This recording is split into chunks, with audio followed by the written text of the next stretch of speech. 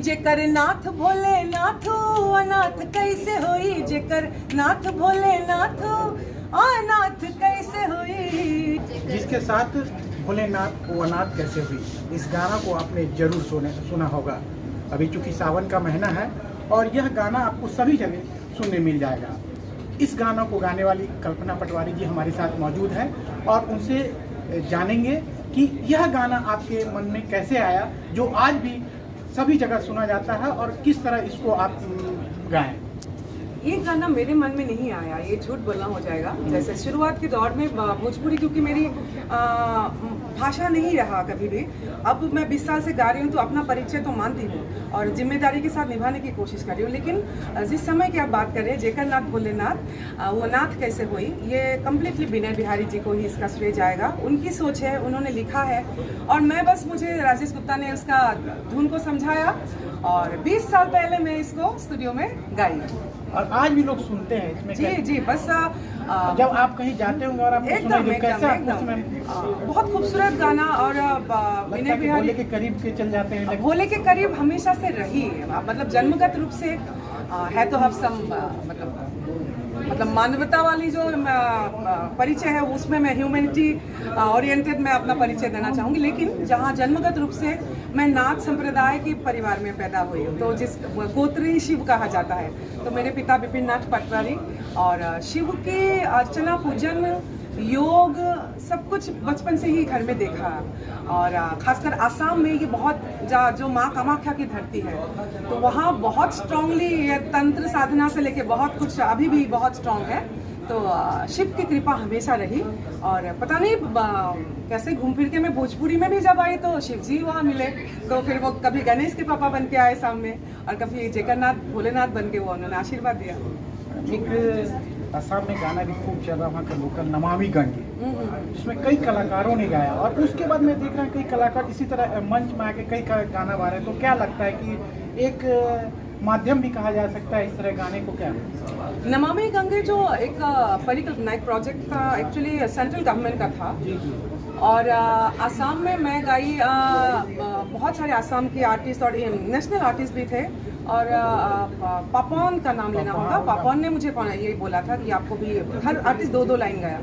तो वहाँ भी मुझे अच्छा लगा कि उसमें मैं भाग तो मैंने लिया। लेकिन दुख की बात अभी भी ये है, वहाँ भोजपुरी गायक कहाँ है, भोजपुरी भाषा बोली कहाँ है वहाँ पे। तो ऐसा क्यों, जहाँ जहाँ बौद्धिक स्तर की बात होती है वहाँ भोजपुरी पिछड़ क्यों जाता है, और जहाँ तड़के भड़के वाली बात होती है तो भोजपुरी को हमेशा पहले ही याद किया जाएगा। तो ये तड़क भड़क जो ट्रेंडिंग है वो हमारे शक्ति है, लेकिन एट द सेम टाइम मुझे लगता है छठ, कजरी, भिखारी ठाकुर, महेंद्र मिश्र के साथ, और सबसे इम्पोर्टेंट है चंपारण जो सत्याग्रह है बिहार की भूमि से। भारतवर्ष को आप जो आज़ादी मिला वो बिहार की भूमि से शुरू होती है। कितनी पावन भूमि है, तो हर कलाकार को इसका एहसास दिल से होना होगा। तो मुझे लगा कि चंपारण सत्याग्रह के नामक कुछ लोगों के सामने, दुनिया के सामने आना चाहिए। तो हम लोग बेतिया गए, भितिहरवा आश्रम गए, कस्तूरबा गांधी जी के नाम पे जो बालिका विद्यालय है वहाँ भी गए और वहाँ जाके हम लोगों ने चंपारण सत्याग्रह नाम से भी एक म्यूजिकल फिल्म लोगों के सामने की। तो ये प्रयास, इसमें व्यूज़ आए नहीं आए, इस पे कम ही व्यूज आएगा ना, क्योंकि देखिए जब पिरामिड के ऊपर जितना जाएंगे यहाँ ऐसा तीखा हो जाएगा, वहाँ आपको समझने वाले लोग, जहन दिमाग कम मिलेगा। नीचे सतह पे भीड़ ज्यादा है, तो कल्चरल लीडर कौन है? जो ऊपर जाएगा वो लीडर है, फॉलोअर्स तो नीचे रहेंगे। तो आई थिंक कल्चरल लीडर भी, भिखारी ठाकुर जैसे लीडर भी भोजपुरी समाज को। मैडम, अंतिम आपको क्या प्रोजेक्ट कर रहा है वो बता दीजिए, और अंतिम वो गाना जो वाला खाली सुना दीजिए। बहुत सारा प्रोजेक्ट अभी चल रहा है, वापस मैंने अभी गांठ बांधा है। बीच में थोड़ा सा एक्सपेरिमेंटल बोलेंगे या फिर उस तरह के प्रोजेक्ट में रही। मैं बाजार से, मैं इंडस्ट्री से जुड़ गई, उस इंडस्ट्री में अभी भी नहीं हूँ और मैं जाना नहीं चाहती। But at the same time I have to take the responsibility to create a new movement in Bhojpuri world. So उसके हिसाब से भोजपुरी में गज़ल सुनेंगे अभी आप लोग।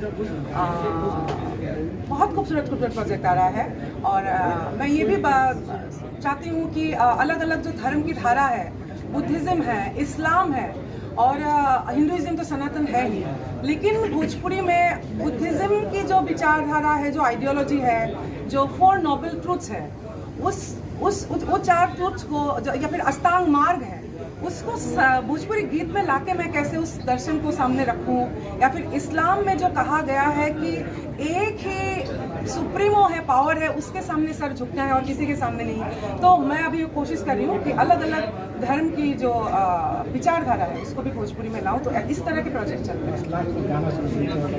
भोले बाबा का समय वही वाला गाना आपने जो सुर बोला था शुरू में वही सुनाती हूँ हाँ हाँ, बस ये सब पुराना गाना और आज भी जी जी जी जी वो सब अभी भी है। जे शिव के भक्त हो के दुख सितम ना सताई, भोला ताकते है त सूखल गाछ हरियार हो जाई, भगतन के अपना भोला रक्षा करेल हरदम, जेकर श्रद्धा होई साचू है शिव जी के पाई।